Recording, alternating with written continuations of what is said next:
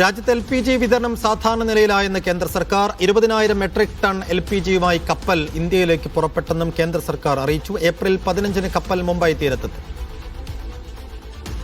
Rasheed bin Muhammad Rasheed, അങ്ങേയറ്റം ആശ്വാസം പകരുന്ന വാർത്ത. LPG വിതരണം എന്ന് മുതൽ സാധാരണ നിലയിലേക്ക് മാറും എന്ന ആത്മവിശ്വാസമാണ് ഇപ്പോൾ കേന്ദ്രം പങ്കുവെക്കുന്നത്.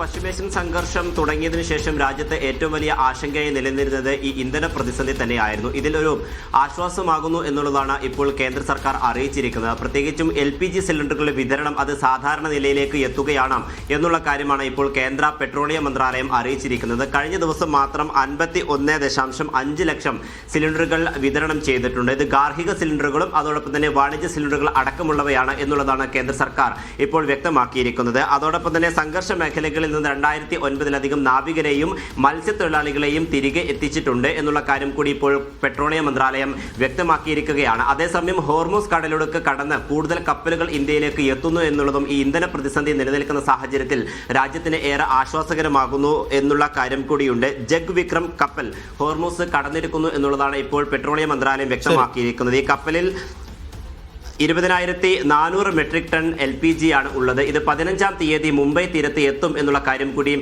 വ്യക്തമാക്കിയിട്ടുണ്ട്. കഴിഞ്ഞ 2 ദിവസം മുമ്പ് 2 ഇന്ധന കപ്പലുകൾ കൂടി ഇന്ത്യയിലേക്ക് തിരിച്ചിരുന്നു. ഈ കപ്പലുകൾ കൂടി എത്തുന്നതോടുകൂടി ഇന്ധന പ്രതിസന്ധിക്ക് വലിയ ആശ്വാസമാകും എന്നുള്ള തന്നെയാണ് ഇപ്പോൾ കേന്ദ്ര സർക്കാരിന്റെ വിലയിരുത്തൽ. റഷീദ് ബിൻ മുഹമ്മദ് ദില്ലിയിൽ